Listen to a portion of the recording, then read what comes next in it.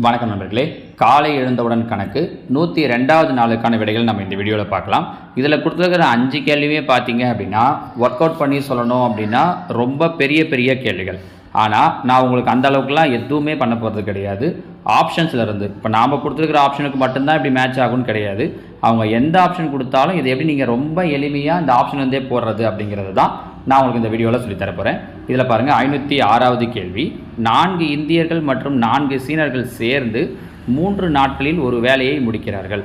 2 இந்தியர்கள் மற்றும் 5 சீனர்கள் சேர்ந்து அதே வேலையை 4 நாட்களில் முடிக்கிறார்கள் எனில் இப்பணியை தனியாக ஒரு இந்தியர் எத்தனை நாட்களில் செய்வார், ஒரு சீனர் தனியாக எத்தனை நாட்களில் செய்வார்? அப்போ 2 பேருக்கும் தனித்தனியாக கொடுத்துருக்காங்க. கரெக்டாக? நம்ம ஆப்ஷன் வந்து வருவோம். ஃபஸ்ட்டு ஆப்ஷன் பாருங்கள், ஒரு இந்தியர்களுக்கு 36, சீனருக்கு 18ன்னு சொல்லி கொடுத்துருக்காங்க. ஏன் இந்தியர் சீனர்னு சொல்லணும், அவங்க அந்த ஆர்டரில் தான் கேட்டிருக்காங்க. அப்போ கொடுத்துருக்கதும் அதே ஆர்டரில் தான் கொடுத்துருக்கணும். சரியா?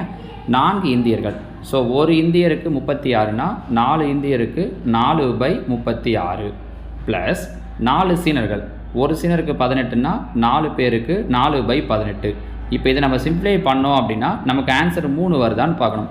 வந்துச்சுன்னா இது ஆப்ஷனாக இருக்கிறதுக்கு வாய்ப்பு இருக்குது. அடுத்த ஸ்டேட்மெண்ட்டை பற்றி யோசிக்கலாம் அப்படின்ட்டு.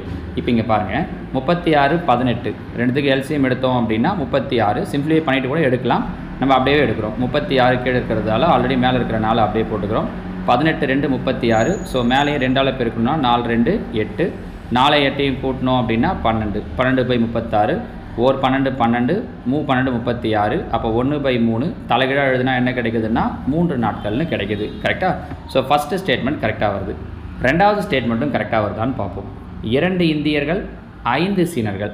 அப்போ 2 இந்தியர்கள் அப்படின்னும் போது 2/36. 5 சீனர்கள் அப்படின்னும் போது 5/18. 18க்கு 36க்கு எல்சிஎம் எடுத்தோன்னா 36. மேலே பார்த்தீங்கன்னா 36 இருக்கிறதால 2 அப்படியே வந்துடும். 18 2 36. அப்போ 2 10. 10 2ஐயும் கூட்டினா 12. ஓர் 12 12, 12 36. இதுக்கும் என்ன தான் கிடைக்குதுன்னா 3 தான் கிடைக்குது. ஆனால் அவங்க சொல்லியிருக்கிறது 4 நாட்கள்னு சொல்லியிருக்காங்க. ஸோ இது ஆன்சர் கிடையாது. ரெண்டாவதும் ஆன்சர் வராது. ஏன் வராதுன்னு சொல்கிறேன் பாருங்கள். இங்கே ஃபஸ்ட்டு ஸ்டேட்மெண்ட்டில் 4/36 4/18 இருந்ததால் 3 வந்துச்சு. ரெண்டுமே ஒரே நம்பர். ஆனால் இங்கே அதே மாதிரி யோசிச்சு பாருங்கள், 4/18 4/24ன்னு போட்டால் கண்டிப்பாக 1/3 வர்றதுக்கு வாய்ப்பே கிடையாது. நம்ம கரெக்டாக ஏன்னா கீழே மாறுது, மேலே அதே நம்பராக இருக்கும்போது இந்த ஆன்சர் வர்றதுக்கு சான்ஸே இல்லை. அப்போ அடுத்தது சி ஆன்சர் யோசிக்கிறேன். டியும் வராது. பாருங்கள், இதே லாஜிக்கை யூஸ் பண்ணோன்னா டியும் வராது. கரெக்டாக? அப்போ கண்டிப்பாக எது தான் ஆன்சராக இருக்க வாய்ப்பு இருக்குன்னா சி மட்டும்தான். ஏன்னா இப்போ யோசிச்சு பாருங்கள், இங்கேயும் என்ன பண்ண போகிறோம், 4/18 4/36. ஃபஸ்ட்டு ஸ்டேட்மெண்ட் இதே 3 வந்துட போகுது. ரெண்டாவது ஸ்டேட்மெண்ட் யோசிச்சு பாருங்கள், 2 இந்தியர்கள் 5 சீனர்கள். அப்படின்னா 2/18 ப்ளஸ் 5 சீனர்கள் 5/36. அப்போ 36 எல்சிஎம் வச்சுக்கிறோம். 18 2 36. அப்போ 2 4 ப்ளஸ் இந்த 5 அப்படியே வந்துடும். 4 5ஐயும் கூட்டினா 9. 1 9 9 4 9 36. அப்போ 1/4 தலைகீழாக எழுதுனா 4. பாருங்கள், அவங்க சொல்லியிருக்கிறது 4 நாட்கள் தான். ஸோ ஆன்சர் ஆப்ஷன் சி, இந்தியர்களுக்கு 18 நாட்கள், சீனர்களுக்கு 36 நாட்கள். நம்ம புரியுதுங்களாமா?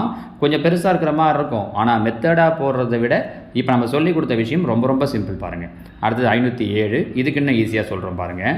அட்சயா தனது பணப்பையில் 2 ரூபாய் நாணயங்களையும் 5 ரூபாய் நாணயங்களையும் வைத்திருந்தாள்.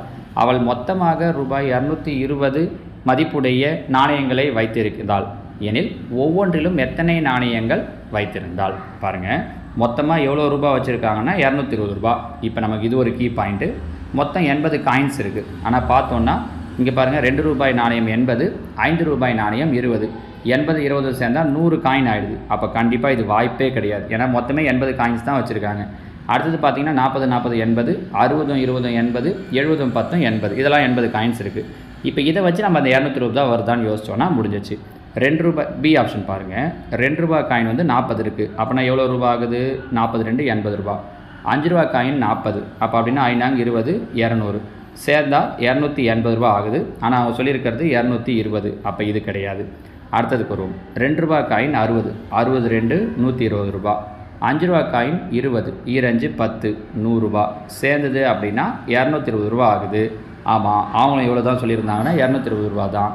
அப்போ சரியான விடை ஆப்ஷன் சி, 2 ரூபாய் நாணயங்கள் 60, 5 ரூபாய் நாணயங்கள் 20. இந்த மாதிரி யோசித்தாலே போதும். பாருங்கள், மெத்தடெல்லாம் போட்டு எக்ஸு ஒய் எல்லாம் வச்செல்லாம் கஷ்டப்பட வேண்டியதே கிடையாது. ஓகேங்களாமா?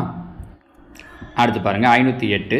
2 வெவ்வேறு அளவு விட்டமுடைய குழாய்கள் மூலம் ஒரு நீச்சல் குளத்தில் முழுமையாக நீர் நிரப்ப 24 மணி நேரம் ஆகும். அதிக விட்டமுடைய குழாயை 8 மணி நேரமும் குறைந்த விட்டமுடைய குழாயை 18 மணி நேரமும் பயன்படுத்தி நீர் நிரப்பினால் நீச்சல் குளத்தில் பாதி அளவு நீர் நிரம்பும். எனில் தனித்தனியாக அந்த குழாய்களை கொண்டு நீச்சல் குளம் முழுவதிலும் நீர் நிரப்ப ஆகும் கால அளவுகளை காண்க. இங்கே பாருங்கள், இதில் நமக்கு ஃபஸ்ட்டு லைன் தான் நமக்கான கீ பாயிண்ட். 2 குழாயை வச்சு முழுசாக நீர் நிரப்புறதுக்கு எவ்வளோ நேரம் ஆகுது அப்படின்னா 24 மணி நேரம். இங்கே ஒரு ஆப்ஷனாக வாங்க, மொத்தம் 24 மணி நேரம் வரணும். இதில் சில ஆப்ஷன் பார்த்த உடனே நம்ம வராது அப்படின்னு சொல்ல முடியும். எப்படின்னா பெரிய குழாய் 40 மணி நேரம், சின்ன குழாய் 60 மணி நேரம் எடுக்குதுன்னு சொல்லியிருக்காங்க. ஆப்ஷன் பியில் பெரிய குழாய்க்கு 60 மணி நேரம், சின்ன குழாய்க்கு 40 மணி நேரம் சொல்லியிருக்காங்க. கண்டிப்பாக சின்ன குழாய்னா தான் அந்த தொட்டியை நிரப்புறதுக்கு நேரம் ரொம்ப அதிகமாகும். ஆனால் இந்த ஸ்டேட்மெண்ட் பாருங்கள், சின்ன குழாய்க்கு நேரம் கம்மி ஆகுது. அப்போ இது ஆன்சர் கிடையாது. அதே ஐடியா தான் இப்போது இங்கே மற்றதுக்கு பிரச்சனை இல்லை. இங்கே 40 மணி நேரம், சின்ன குழாய்க்கு 50 மணி நேரம். இங்கே பெருசுக்கு 30, சின்னதுக்கு 60ன்னு சொல்லியிருக்காங்க. அப்போ பார்த்த உடனே எது வராதுன்னு சொல்லிடலான்னா பி வராதுன்னு சொல்லிடலாம். இப்போ நம்ம மீதி யோசிப்போம். இந்த குழாய் இது ரெண்டும் சேர்ந்து 24 மணி நேரம் வருதான்னு பார்க்கலாம். 40, 60. அப்போ 40, 60 ரெண்டுத்தையும் நாம் என்ன பண்ணணும், கீழே பெருக்கணும். ஞாபகம் இருக்கா? ஏற்கனவே நம்ம டைம் அண்ட் ஒர்க்கில் சொல்லியிருக்கோம். இந்த மாதிரி கணக்குகள் வரும்போது கீழே 2 குழாயும் சேர்ந்து நிரப்புதுன்னு சொல்கிறாங்கன்னா என்ன பண்ணணும், கீழே 2 நம்பரையும் பெருக்கணும், மேலே 2 நம்பரையும் கூட்டணும். 40, 60 கூட்டணும் அப்படின்னா 100. 0, 0 கேன்சல் ஆகிடும். 0, 0 கேன்சல் ஆகிடும். 1/6 தலைகீழாக எழுதணும் அப்படின்னா 24/1. அப்போ 2 குழாயும் சேர்ந்து நிரப்புறதுக்கு எவ்வளோ நேரம் ஆகுது அப்படின்னா 24 மணி நேரம் ஆகுது. ஸோ ஆப்ஷன் ஏ தான் இதற்குண்டான சரியான விடை. நீங்கள் வேணால் மீதியை செக் பண்ணி பாருங்கள், வராது. 40, 50 கூட்டினோன்னா மேலே 90, கீழே பெருக்கணுன்னா 40 பெருக்கல் 50. ஒரு 0 தான் கேன்சல் ஆகும், வேறு எதுவும் கேன்சல் ஆகாது, பாயிண்டில் வரும். இது கிடையாதுன்னு ஆயிடுச்சா? இங்கே பார்த்தீங்கன்னா 30, 60, 90 கீழே பெருக்குனிங்கன்னா 30 பெருக்கல் 60. ஒரு 0 கேன்சல் ஆகிடும். 3 9, 3 30, 1 3 3 6. அப்போ 2 20ன்னு நிற்குது. 20 மணி நேரம்னு வரும். ஸோ இதுவும் ஆன்சர் கிடையாது. ஸோ நமக்கான சரியான விடை ஆப்ஷன் ஏ. புரியுதுங்களா? ஸோ எல்லா கேள்வியுமே நம்மளால் ஆப்ஷன் இருந்தே ரொம்ப ஈஸியாக பண்ண முடியும். பாருங்கள், 509 ஏ மற்றும் பி ஆகியோருடைய மாத வருமானங்களின் விகிதம் 3:4 ஆகவும் அவருடைய செலவுகளின் விகிதம் 5:7 ஆகவும் இருக்கின்றன. ஒவ்வொருவரும் மாதம் ரூபாய் 5000 சேமிக்கிறார்கள் எனில் அவர்களுடைய மாத வருமானத்தை கணக்கிடுக. இங்கே பாருங்கள், ஒன்றும் இல்லை, மாத வருமானத்துடைய விகிதம் எவ்வளோ கொடுத்துருக்காங்கன்னா 3:4. அப்போ என்ன அர்த்தம்னா முதல் நபருடைய வருமானம் 3ஆம் வாய்ப்பாட்டில் வரணும், 2வது நபருடைய வருமானம் 4வது வாய்ப்பாட்டில் வரணும். பாருங்கள், 20000ன்றது 3ஆம் வாய்ப்பாட்டில் வராது, 20000 வராது, இங்கே 20000 வராது. ஸோ கண்டிப்பாக எது தான் ஆன்சராக இருக்குன்னா ஆப்ஷன் சி தான். சரிங்க சார், 2 நம்பர் 3ஆம் வாய்ப்பாட்டில் வர்றது மாதிரி வந்துருச்சு. இப்போ உதாரணத்துக்கு இன்னொரு ஆன்சர் நான் என்ன கொடுத்துருக்கேன் அப்படின்னா 30,000, 50,000 இப்படி கொடுத்துருக்கேன் அப்படின்னு வச்சுக்கோங்களேன். இப்போ இது இதுவும் இருக்குது, இதுவும் இருக்குன்னா இப்போ 2 ஆன்சர் நிற்குது. இப்போ எப்படி சார் முடிவு பண்ணுறதுன்னா அடுத்த ஸ்டேட்மெண்ட் பாருங்கள், அவங்க 5000 ரூபாய் சேமிக்கிறாங்க. கரெக்டாக? அப்போ இவர் 5000 ரூபாய் சேமித்தார்னா எவ்வளோ மீதி இருக்கும்? 25,000. இவர் 5000 ரூபாய் சேமித்தார்னா மீதி எவ்வளோ இருக்கும்? 45,000. இப்போ அவங்களுடைய செலவுகளுடைய விகிதம் சேமித்தது போக மீதி இருக்கிறது. கரெக்டாக? இதுதான் செலவு. அதோட விகிதம் 5:7ன்னு சொல்லியிருக்காங்க. அப்போ முதல் நம்பர் 5ஆம் வாய்ப்பாட்டில் வரணும், வருது. அடுத்த நம்பர் 7ஆம் வாய்ப்பாட்டில் வரணும். 45,000ங்கிறது 7ஆம் வாய்ப்பாட்டில் வராது பாருங்கள். அப்போ இது கண்டிப்பாக ஆன்சர் கிடையாது. முடிஞ்சிச்சு பாருங்கள். சரிங்களா? ஸோ இது ஆன்சர் இல்லைன்றதை முடிவு பண்ணிக்கிட்டு சி தான்றதை சொல்லலாம். ஸோ எப்படி பார்க்க போனாலும் அவங்க கொடுக்குற ஸ்டேட்மெண்ட்லேருந்து நம்மளால் ஆன்சரை சொல்ல முடியுமா? சரிங்களா? 510. இப்போ இதுவும் அதே மாதிரி பாருங்கள். 5 வருடங்களுக்கு முன்பு ஒருவருடைய வயதானது அவருடைய மகனின் வயதைப் போல 7 மடங்காகும். 5 வருடங்கள் கழித்து அவருடைய வயதானது மகனின் வயதைப் போல் 4 மடங்காக இருக்கும் எனில் அவருடைய தற்போதைய வயது என்னன்னு கேட்டிருக்காங்க. அப்போ கொடுத்துருக்கிறது இப்போதைய வயசு. முதல் ஸ்டேட்மெண்ட் 5 வருஷத்துக்கு முன்னாடி. அப்போ 5 வருஷத்துக்கு முன்னாடி இவருக்கு என்ன வயசு இருந்திருக்கும்? இப்போ 60னா அப்போ 55. 5 வருஷத்துக்கு முன்னாடி இப்போ 15னா அப்போ 10. எத்தனை மடங்கு இருக்கணும்? 7 மடங்கு. 5×7 70, ஆனால் 55ன்னு வருது. ஸோ இது இல்லை. இங்கே பாருங்கள், அதே மாதிரி 5 வருஷத்துக்கு முன்னாடி இவருக்கு 70, இவருக்கு 10, 5×7 வருது. வேறு எங்கேயும் வரலன்னா நம்ம அடுத்தது இங்கே வருவோம். 5 வருஷத்துக்கு முன்னாடி இவருக்கு 63, இவருக்கு 5 வருஷத்துக்கு முன்னாடி 9, 9×7 63, இதுவும் வருது. 5 வருஷத்துக்கு முன்னாடி இவருக்கு 45, இவருக்கு 5, 5×7 35 வரணும், 45 வந்திருக்கு. அப்போ இதுவும் இல்லை. 2 ஆன்சர் கிடையாது, மீதி 2 ஆன்சர் இருக்குது. அடுத்த ஸ்டேட்மெண்ட் பாருங்கள். 5 வருடங்கள் கழித்து 5 வருஷத்துக்கு அப்புறமா இப்போ பாருங்கள், இப்போ 75, 5 வருஷம் கழிச்சுன்னும் போது 80, இப்போ 15, 5 வருஷம் கழிச்சுன்னும் போது 20. அப்போ எத்தனை மடங்கு? 4 மடங்கு. 20 4ஆல் பெருக்குன்னா 80. கரெக்டாக வருது பாருங்கள். So answer option B. நீங்கள் இங்கே செக் பண்ணி பார்த்தீங்கன்னா அப்படி வராது. சியில் பாருங்கள், 5 வருஷம் கழிச்சுன்னா 68, 5 வருஷம் கழிச்சுன்னும் போது 73, 14, 5 வருஷம் கழிச்சுன்னும் போது 19, 4உடைய மடங்காக வரல பாருங்கள். அப்போ இது ஆன்சர் இல்லை, பி தான் ஆன்சர் அப்படின்னு நம்ம சூஸ் பண்ணிக்கலாம். சரிங்களா? நம்ம ஏற்கனவே ஏஜ் ப்ராப்ளத்துக்கு சில வீடியோ போட்டிருக்கோம். அப்போ சொல்லும்போது என்ன பண்ணியிருப்போம்னா ஒரு ட்ரிக் சொல்லியிருப்போம். ஸோ இந்த மாதிரி ஆப்ஷனே பார்க்காம கூட நம்மளால் ஈஸியாக சொல்ல முடியும் அப்படின்ட்டுன்னு.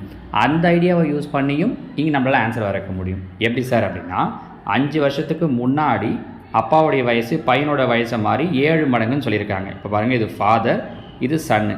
அப்போ அப்பாவுக்கு 7 வயசு, பையனுக்கு 1 வயசு, 7 மடங்குன்னு சொன்னதால் 5 வருஷத்துக்கு அப்புறம், ஏற்கனவே 5 வருஷத்துக்கு முன்னாடி, இப்போ ஒரு 5 வருஷத்துக்கு அப்புறம்னா அப்போ 5 5 மொத்தம் எத்தனை வருஷம் ஆகுது? 10 வருஷம் ஆகுது. ஸோ 10 வருஷம் கழித்து என்னவாகுது அப்படின்னா 4 மடங்கு. அப்பாவுக்கு 4 பங்கு, பையனுக்கு 1 பங்கு. இங்கே ஏன் 10 போடுறோன்னு தெரியுதா? இப்போ இருக்கிற ஏஜிலிருந்து இது 5 வருஷத்துக்கு முன்னாடி, இது 5 வருஷத்துக்கு அடுத்தது. அதனால் நம்ம என்ன பண்ணிக்கிறோன்னா, முன்னாடி ஒரு 5 வருஷம், இது ஒரு 5 வருஷன்றதால 10 யோசிக்கிறோம். அடுத்து என்ன பண்ண சொன்னோம்? இங்கே மைனஸ் பண்ணி பார்க்க சொன்னோம். 7ல் 4 போயிடுச்சுன்னா 3, 1ல் 1 போயிடுச்சுன்னா 0, ரெண்டும் ஈக்குவலாக வரல. அப்போது இந்த பக்கம் மைனஸ் பண்ணணும். 7ல் 1 போயிடுச்சுன்னா 6, 4ல் 1 போயிடுச்சுன்னா 3. இது ரெண்டும் ஏதாவது பொதுவான வாய்ப்பாட்டில் வருதுன்னா அடிச்சிடலாம். 1 3 3, 2 3 6. இப்போ குறுக்கு பெருக்கல், இந்த 1 இங்கே கொண்டு வாங்க. 1 7 7, 1 1 1. இந்த 2 இங்கே கொண்டு வாங்க. 4 2 8, 1 2 2. இப்போ மைனஸ் பண்ணி பாருங்கள். 8ல் 7 போயிடுச்சுன்னா 1, 2ல் 1 போயிடுச்சுன்னா 1, கரெக்டாக வரும். இப்போ அவங்க கேட்குறது இந்த 10 வருஷம் இது மாறாது. கரெக்டாக? அப்போ என்ன அர்த்தம்னா, இந்த 10 எடுத்துகிட்டு வந்து நீங்கள் எங்கே வேணாலும் பெருக்கலாம். 5 7 70, 1 10. இது 5 வருஷத்துக்கு முன்னாடி. அப்போ 5 வருஷத்துக்கு முன்னாடி இவருக்கு 70 வயசு, இவருக்கு 10 வயசு. 5 வருஷத்துக்கு முன்னாடி. அப்போ இப்போ என்ன வருஷம் இருக்கும்? 5 வயசு கூடிடும். 70 கூட 5 சேர்ந்ததுன்னா 75, 10 கூட 5 சேர்ந்ததுன்னா 15. So answer 75, 15. எப்படி போட்டாலும் ஆன்சர் சேமாக வரும் பாருங்கள். நம்ம ஏற்கனவே ஏன் சார் இங்கே மைனஸ் பண்ணுறீங்க, இங்கே குறுக்கு பெருக்கல் பண்ணுறீங்க அப்படிங்கிறதுக்கெல்லாம் நம்ம ஏற்கனவே ஏஜ் ப்ராப்ளம் ஒரு 10-15 சம் கொடுத்து இதுக்கெல்லாம் என்ன ஐடியாஸ்ன்றதெல்லாம் நம்ம சொல்லியிருக்கோம். அதை பார்த்தீங்க அப்படின்னா இந்த விஷயம்லாம் உங்களுக்கு புரிஞ்சிடும். சரிங்களா? அடுத்தது காலை எழுந்தவுடன் கணக்கு 103வது நாளுக்கான வினாக்கள் பாருங்கள். 511. படத்தில் ஏபி ஆனது சிடிக்கு இணை எனில் எக்ஸின் மதிப்பு காண்க. இங்கே கீழே ஒரு டயக்ராம் கொடுத்துருக்கோம் பாருங்கள். இந்த டயக்ராமை கொடுத்துட்டு இதில் ஏபியும் சிடியும் இணைன்னு சொல்லிட்டாங்க. இணைனா பேரலாக இருக்குதுன்னு அர்த்தம். அப்படி இருந்துச்சுன்னா இந்த அன்னோன் வேல்யூ, இந்த எக்ஸோட வேல்யூ என்ன அப்படின்னு கொஷின் கேட்டிருக்கோம். சரிங்களா? 512. அதே மாதிரி தான் இங்கேயும் படத்தில் ஏபி ஆனது சிடிக்கு இணை எனில் எக்ஸின் மதிப்பு காண்க. இங்கே இடத்துக்கு டிஃப்ரென்ஸ் தெரியுதான்னு பாருங்கள். இங்கே எக்ஸை உள்ளே கொடுத்துருக்காங்க, இங்கேயும் அது மாதிரி தான் உள்ளே கொடுத்துருக்காங்க. ஆனால் டயக்ராமில் வித்தியாசம் இருக்குது. சரிங்களா? அடுத்து 513. எக்ஸின் மதிப்பு காண்க. இங்கே எக்ஸோட வேல்யூ என்ன அப்படின்னு சொல்லி கேட்டிருக்காங்க. நம்ம ஏற்கனவே 7th ஜாமெண்ட்ரி டாபிக் நடத்தும்போது சொல்லியிருப்போம். வெளிக்கோணம் உள்ளெதிர் கோணங்களின் கூடுதலுக்கு சமம் நடத்திருக்கோம். ஞாபகம் இருக்கா? வெளிக்கோணம் உள்ளெதிர் கோணங்களோட கூடுதலுக்கு சமம். அந்த லாஜிக் தெரிஞ்சிருந்தது அப்படின்னா இங்கே நீங்கள் ஈஸியாக எக்ஸோட வேல்யூ கண்டுபிடிச்சிடலாம். சரிங்களா? அடுத்து 514. ஒரு வகுப்பில் உள்ள 50 மாணவர்களில் 35 பேர் சுண்டாட்டம் கேரம் விளையாடுபவர்கள் மற்றும் 20 பேர் சதுரங்கம் விளையாடுபவர்கள் எனில் இந்த 2 விளையாட்டையும் விளையாடுபவர்களின் எண்ணிக்கை என்ன? இதுவும் நம்ம ஏற்கனவே பார்த்தீங்க அப்படின்னா அந்த வென் டயக்ராம் கொஷின் சர்க்கிள் போடாமல் எப்படி போடுறது அப்படின்னு ஒரு 3 வீடியோஸ் போட்டிருக்கோம். அந்த மாடல் தெரிஞ்சிருந்துச்சு. இல்லை அதை பார்த்தீங்க அப்படின்னா இந்த கொஷினுக்கு ஈஸியாக அவங்களால ஆன்சர் சொல்ல முடியும். அடுத்தது 515. ஒரு நகரில் 40% மக்கள் ஒரு வகை பழத்தை மட்டும், 35% மக்கள் 2 வகை பழங்களை மட்டும், 20% மக்கள் 3 வகை பழங்களை மட்டும் விரும்புகிறார்கள் எனில் மேற்கண்ட 3 வகை பழங்களையும் விரும்பாதவர்களின் சதவீதம் என்ன? இதுவும் ஈஸியானது தான். கொஞ்சம் ட்ரை பண்ணிங்க, இல்லை யோசிச்சிங்க அப்படின்னா இதுக்கு ஈஸியாகவே உங்களால் ஆன்சர் சொல்ல முடியும். சரிங்களா? நான் இதுக்கான ஆன்சர்ஸை உங்களுக்கு நாளைக்கு சொல்கிறேன். நீங்கள் ட்ரை பண்ணி இதுக்கான ஆன்சர்ஸ் என்ன, ஆப்ஷன் ஏவா பிஆ சியாங்கிறத நம்பரோட கீழே கமெண்டில் சொல்லுங்கள். நாளைக்கு நம்ம பார்க்கலாம். ஓகேவா? தேங்க்யூ.